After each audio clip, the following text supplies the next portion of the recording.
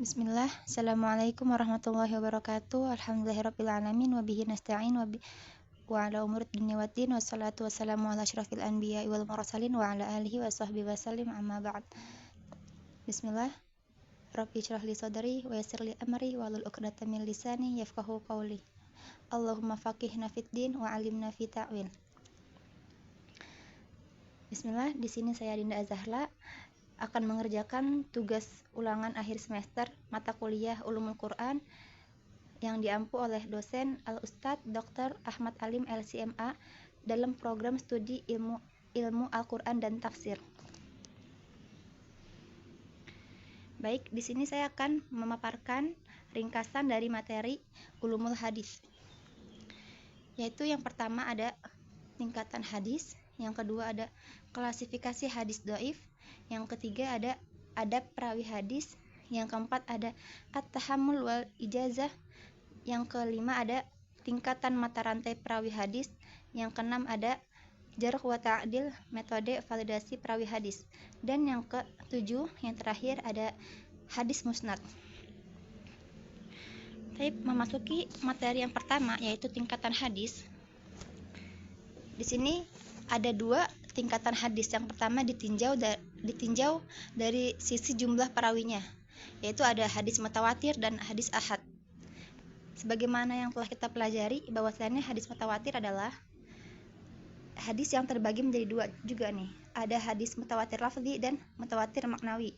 Di sini hadis mutawatir lafzi itu lafaznya sama, semua dari awal sampai akhir. Jadi lafaznya itu sama dari awal sampai akhir hadis. Contohnya dalam hadis yang artinya siapa yang dusta atas namaku dengan sengaja, maka siapkan tempat duduknya di neraka. Dan yang kedua ada hadis mutawatir maknawi, yaitu maknanya sama tetapi lafaznya berbeda. Contohnya itu banyak, seperti contoh hadis-hadis tentang syafaat. Dan pembagian mutawatir yang kedua, dan pembagian hadis yang kedua ada hadis ahad.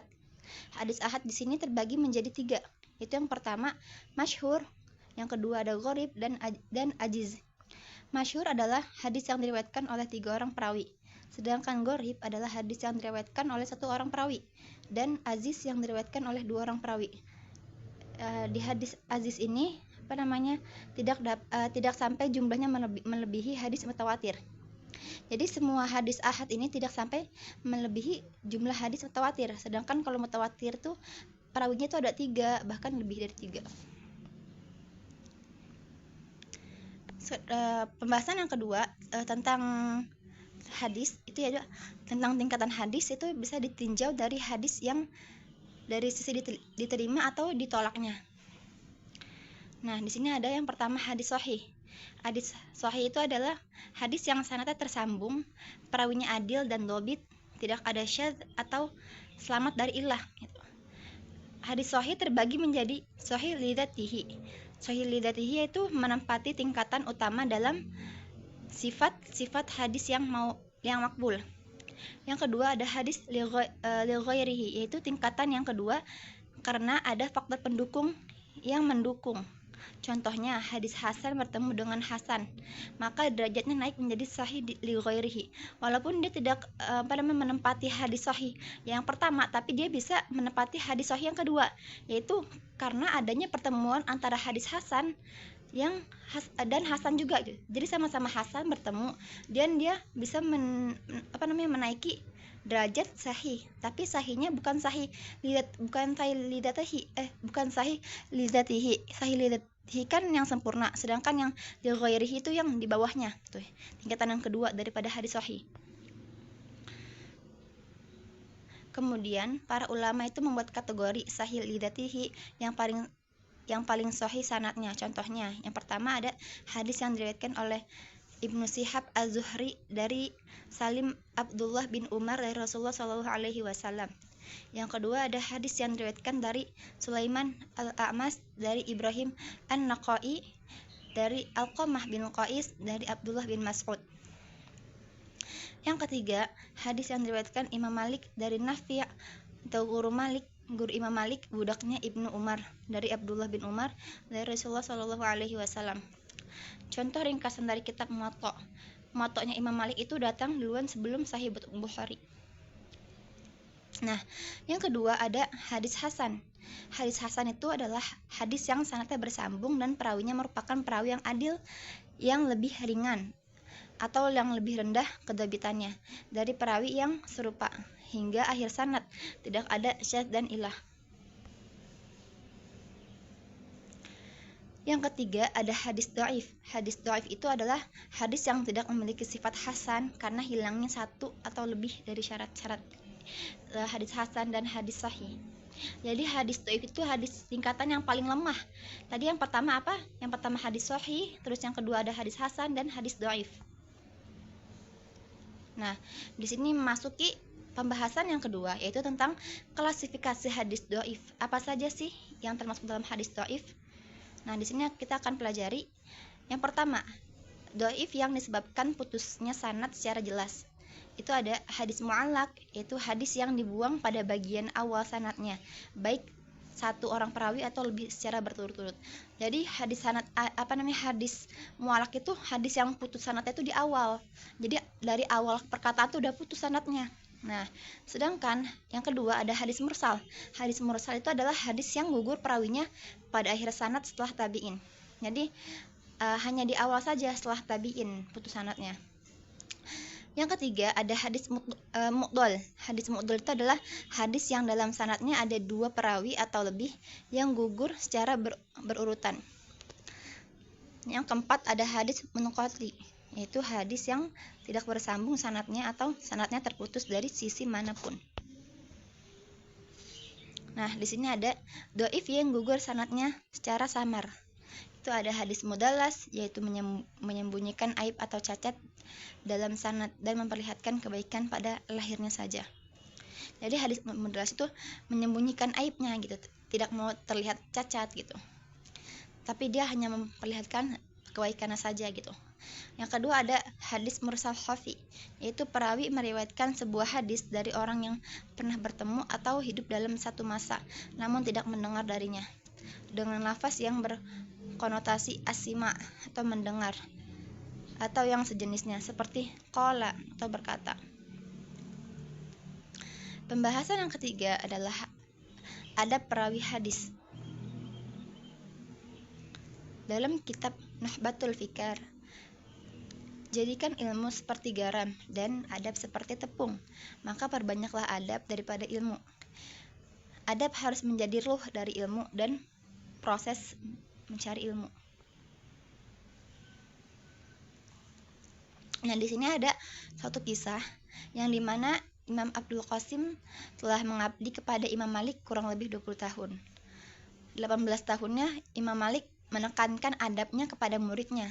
Adapun teknisnya itu hanya 2 tahun saja.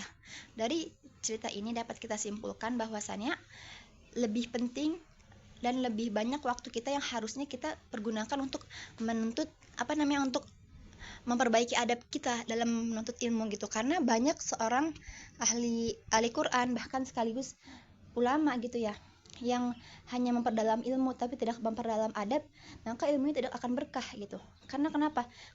Keberkahan ilmu seorang murid itu tergantung dengan keridhaan gurunya gitu. Jadi mau seburuk apapun guru kita, mungkin mau sejelek apapun guru kita, tapi kita harus tetap punya adab gitu. Bahwasannya kita lah yang diajar dan dialah yang mengajar. Adapun itu adab misalkan guru kita yang kurang, itulah pertanggungjawaban dia nanti di hadapan Allah gitu.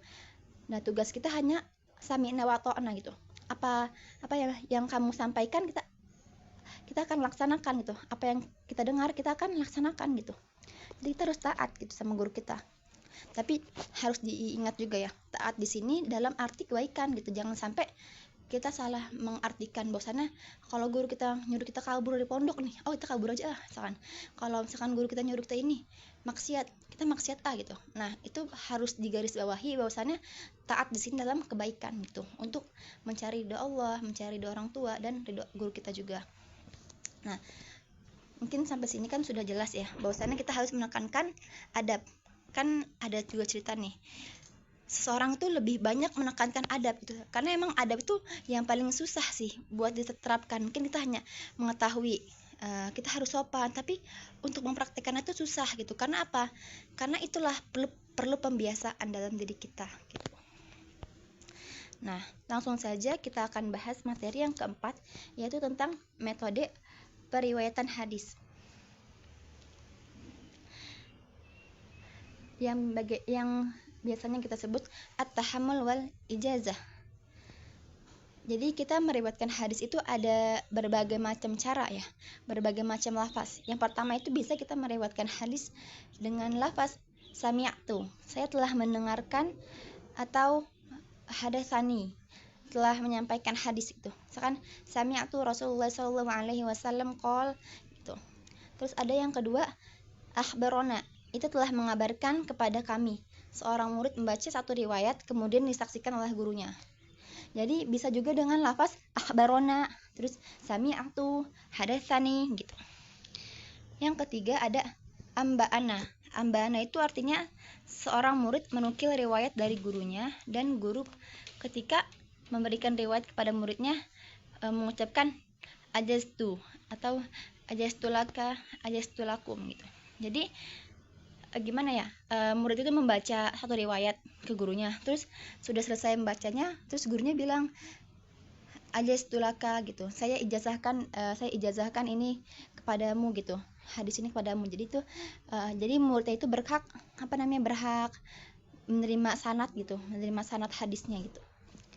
Yang keempat ada ta'liqul ijazah, atau mendapatkan ijazah dengan syarat yang digantung tetapi sah, tetapi tetap sah, terlalu tingkatannya lebih rendah. Jadi yang keempat ini dia tuh mendapatkan ijazah dengan syarat, jadi dia tuh ada syaratnya gitu yang harus dipenuhi nantinya gitu. Itu tuh sah aja, tapi itu lebih rendah tingkatannya gitu. Yang kelima ada al ijazatu lima dumin. Al-ijazatu lima dumin, yaitu memberi ijazah kepada orang yang belum ada tapi dia mengikuti yang ada. Nah, itu tuh seperti itu, ijazahnya tuh sah, tapi harus ada nantinya gitu. Contohnya kayak gini, misalkan gurunya tuh bilang, aku ijazahkan ini untukmu dan untuk anakmu nanti gitu. Pendapat Al-Khatib dan Abu Ya'la Al-Hambali itu sah gitu. Jadi misalkan kita seorang pemuda nih, udah nikah, terus kita pengen ngambil sanad Quran misalkan, terus dijazahkan sama guru kita bilang, saya ijazahkan ini untukmu dan untuk anakmu nanti. Padahal kita belum punya anak, padahal kita belum adalah anak itu. Jadi itu sah aja, nanti pas anak itu lahir berarti anak itu udah punya sanad gitu. Karena apa? Karena tadi udah dijazahkan langsung dengan perkataan guru kita gitu. Nah, yang keenam ada al ijazatu bima'dumin, saya miluhu al mujizu, yaitu mengijazahkan orang yang belum hadir dan dia kelak yang membawa dari ijazah al mujiz tadi. Contohnya seperti, aku ijazahkan untukmu apa yang sudah aku riwayatkan dan apa yang aku akan riwayatkan. Nah, jadi kalau yang keenam ini dia itu mengijazahkan sanad itu kepada kita, apa yang dia akan ijazahkan dan apa yang nanti dia akan riwayatkan. Jadi yang nanti itu misalkan dia akan mengijazahkan Sahih Bukhari gitu ke kita, terus dia tuh akan mengijazahkan nanti tentang hadis munqati, itu kitab munqati gitu. Nanti yang itu sudah punya, kita juga sudah punya ijazahnya gitu, sudah punya sanadnya gitu, walaupun belum, tapi nanti kan dia akan meriwayatkan munqati misalkan gitu contohnya. Nah, yang ketujuh ada al ijazatu bima ujiza li syaihi, yaitu ijazah dengan riwayat yang diijazahkan. Contohnya, aku ijazahkan semua riwayat aku ijazahkan semua riwayat yang aku riwayatkan, atau riwayat yang dibolehkan guruku untuk meriwayatkan hadis ini. Nah, jadi dia akan mengijazahkan semua riwayat gitu yang dia riwayatkan. Misalkan dia sudah mempunyai sanad 10 hadis misalkan, terus nanti dia akan mengijazahkan lagi riwayat yang dibolehkan gurunya untuk meriwayatkan hadis ini gitu. Nanti misalkan dia akan meriwayatkan hadis yang ke-11 misalkan, nanti itu akan dia tanya ke gurunya misalkan boleh ke tidak. Kalau misalkan boleh, berarti otomatis dia sudah mengijazahkan ke kita. Karena tadi apa? Karena guru kita udah bilang dia akan mengijazahkan riwayat yang dibolehkan gurunya gitu. Nah, sekarang yang 8 ada munawalah. Munawalah di sini artinya seorang guru memberi kitab untuk ijazahkan kepada muridnya. Jadi cuma dengan kitab aja gitu, tidak dengan perkataan. Jadi kita dikasih kitab gitu, pokoknya nih kitabnya nih kamu pelajari, kamu hafalin misalkan, dan saya sudah mengijazahkannya gitu kalau kamu sudah mempelajarinya gitu. Jadi bisa juga kalau misalkan ingin memberikan sanad dengan memberikan kitab gitu. Yang ke-9 ada al-mukatabah. Al-mukatabah di sini itu artinya ditulis oleh gurunya untuk mengijazahkan kepada muridnya. Nah, yang ke-9 ini banyak riwayat dan banyak pendapat bahwasannya jika nanti usia guru itu tidak mencapai pada masanya dia akan mengijazahkan, maka boleh untuk mewasiatkan gitu. Misalkan menulis gitu, misalkan saya ijazahkan sanad hadis Sahih Bukhari kepada fulan gitu, pada fulan bin fulan gitu. Nah, itu nanti bisa dikasihnya nanti, atau misalkan sebagai sebagai persiapan lah intinya, kayak misalkan buat jaga-jaga takutnya gurunya itu tidak ada usianya, tidak ada umurnya gitu.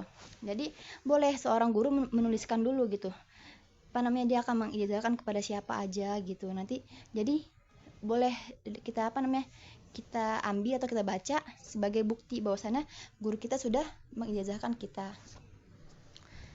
Nah, yang ke-10 ada wijadah. Wijadah di sini artinya seorang murid itu menemukan tulisan fulan bin fulan dari hadis dan ilmu. Contoh, wajadtu min fulan bin fulan. Nah, jadi dengan kata wajadtu gitu. Min kitab misalkan Sahih Bukhari. Untuk siapa? Fulan bin fulan. Terus dengan syarat dia tuh boleh menceritakan, tapi tidak boleh menyambungnya gitu.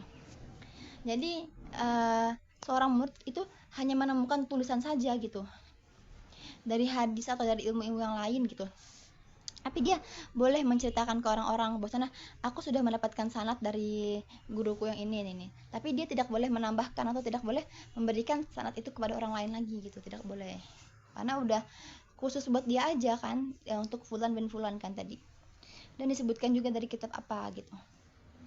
Yang ke-11 ada wasiyah, yaitu yang 11 tuh diwasiatkan oleh guru kepada murid gitu. Nah, tadi sama konsepnya seperti yang al-mukatabah. Kalau al-mukatabah dituliskan pakai kertas gitu dari guru ke murid. Sedangkan wasiyah itu diwasiatkan, bisa dengan perkataan, bisa dengan tulisan juga gitu. Itu sebagai tanda bukti juga bahwasannya guru kita sudah mengijazahkan kita, walaupun nanti guru kita sudah meninggal misalkan, tapi sebelumnya itu sudah ada wasiat buat mengijazahkan kita gitu, walaupun tidak sampai umurnya pada saat kita sudah pada saat kita tepat waktunya untuk diijazahkan oleh guru kita. Jadi ijazahnya itu bisa berupa wasiat gitu. Nah, sampai sini dapat dipahami. Insyaallah kita akan lanjut ke materi yang kelima, yaitu materi tentang tingkatan mata rantai perawi hadis. Tingkatan mata rantai seorang perawi hadis itu, yang pertama kita melalui fase sahabat Nabi, yang mana itu fase yang pertama dari Rasulullah langsung ke sahabat Abu Bakar, terus Umar, Utsman dan Ali. Terus yang kedua ada masa tabi'in, yang dimana tabi'in adalah muridnya dari sahabat Nabi. Dia hidupnya pada masa sahabat Nabi, tapi tidak hidup di zaman Nabinya gitu. Jadi muridnya gitu. Bahkan banyak juga ya tabi'in itu yang masih muda gitu, yang masih usia 10 tahun menjadi tabi'in gitu, menjadi muridnya sahabat gitu. Nah, tabi'in juga mempunyai murid, yaitu namanya tabi'ut tabi'in gitu, pengikutnya tabi'in gitu. Nah, 3 generasi inilah generasi yang terbaik untuk meriwayatkan hadis. Dari 3 generasi tersebut ini akan melahirkan banyak para ulama gitu. Jadi kita nih melalui fase-fase itu pasti melewati 3 generasi tersebut ini. Jadi kayak sekarang itu misalkan kita dapat riwayat kita dapat riwayat hadis atau sanad hadis itu dari Imam Bukhari, itu kan pasti melewati fase tabiut, tabiin, terus tabiin dan sahabat Nabi gitu. Terus kayak Imam Syafi'i itu pada generasi ulama gitu. Jadi sudah melewati fase generasi terbaik yang ketiga ini. Itu jadi terus dari ketiga ini yang keempat, kelima, keenam dan seterusnya itulah yang disebut dengan perawi hadis zaman sekarang gitu. Kayak ada ulama-ulama kontemporer dan sebagainya gitu yang meriwayatkan hadis. Pasti mereka melalui 3 fase ini gitu, karena emang pada dasarnya itu akan bersambung pada Rasulullah gitu, nggak mungkin hadis terputus. Kalau hadis yang terputus tadi tuh berarti namanya hadis munqati gitu, yang terputus sanadnya. Sedangkan kalau ini yang kita bahas ini sanad hadis yang sahih, yang hasan gitu, yang sanadnya tersambung kepada tabiin, sahabat Nabi dan Rasulullah Shallallahu Alaihi Wasallam.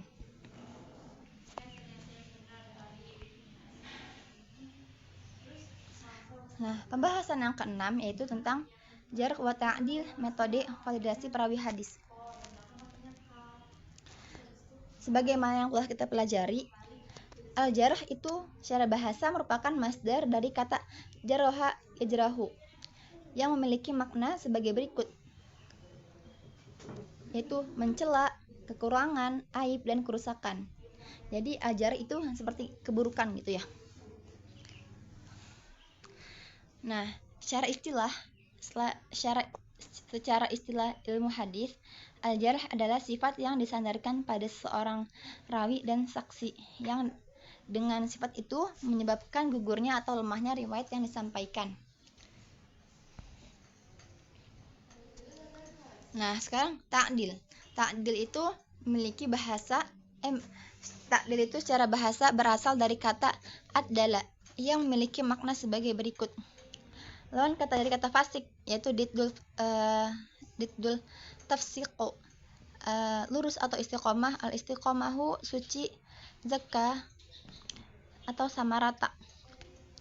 Jadi kebalikan dari jarh ya. Kalau tadi jarh itu kan kekurangan pada perawi, kalau ta'dil itu lawan kata dari fasik gitu. Dia tuh bisa lurus, bisa bagus, istiqomah, suci, atau ya sama rata lah, standar gitu, nggak buruk dan ya, intinya baik gitu.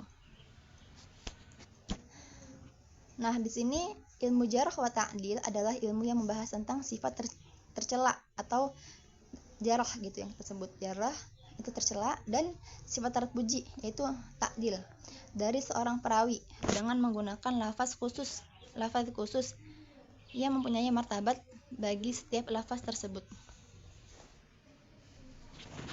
Nah, di sini ada lafaz jarh. Lafaz jarh yang menunjukkan adanya mubalaghah dalam perbuatan dusta. Contohnya fulan dajjal, pembohong besar. Jadi kata-kata kekurangan atau kata-kata keburukan gitu loh. Kayak misalkan fulan dajjal kan artinya kan pembohong yang besar. Terus ilahi al-muntaha bi al-kadzab, dia pangkalnya kedustaan. Terus kadzab, paling pendusta. Watbo itu pemalsu hadis gitu,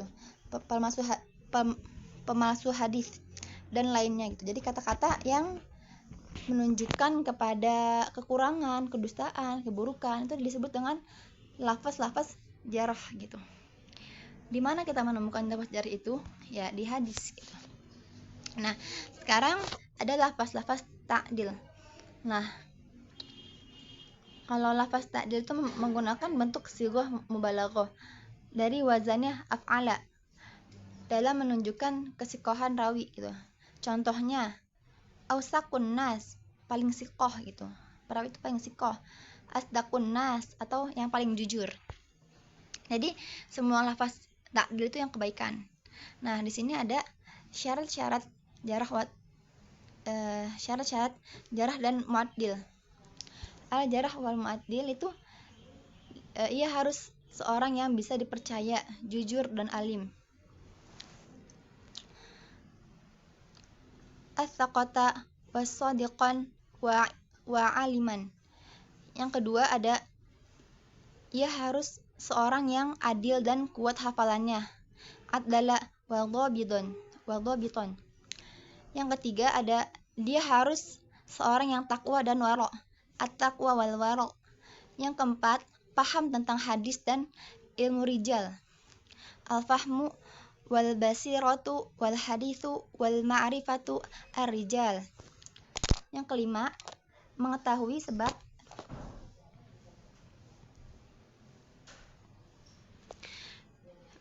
sebab-sebab jarah wa ta'dil. Amilan bisababi al-jarah wa ta'dil. Yang keenam, mengetahui bahasa Arab, ilmu sharaf dan kalam Arab. Aliman bil lughati arabiyah wa tasarifu kalamul arabi. Jadi inilah 6 syarat-syarat kalau kita ingin meriwayatkan hadis dengan jarah dan ta'dil gitu. Nah, pembahasan yang ketujuh yang terakhir yaitu tentang hadis musnad.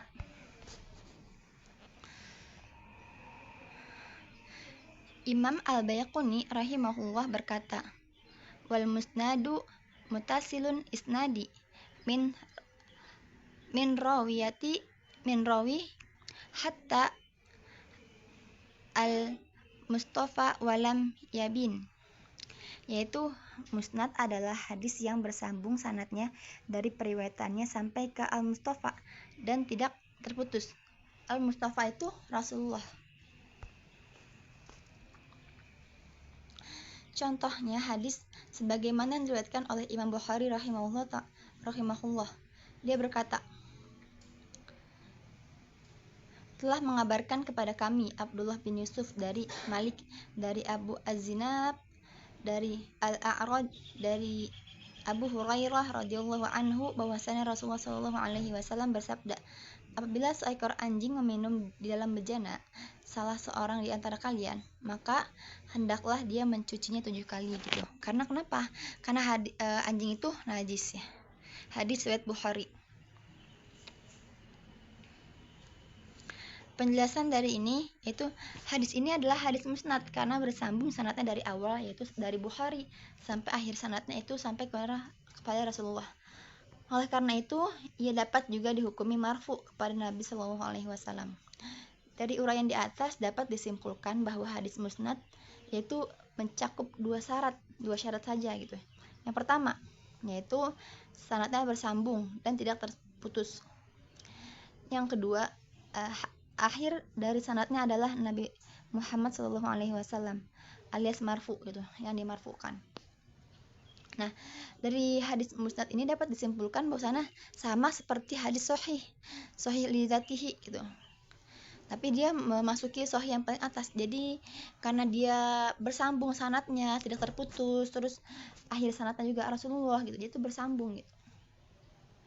Langsung kepada Rasulullah karena emang perkataan Rasulullah. Baik, terima kasih banyak atas kesempatan dan waktunya. Semoga bermanfaat dan dapat dimengerti. Kurang lebihnya mohon maaf. Wabillahi taufiq wal hidayah. Assalamualaikum warahmatullahi wabarakatuh.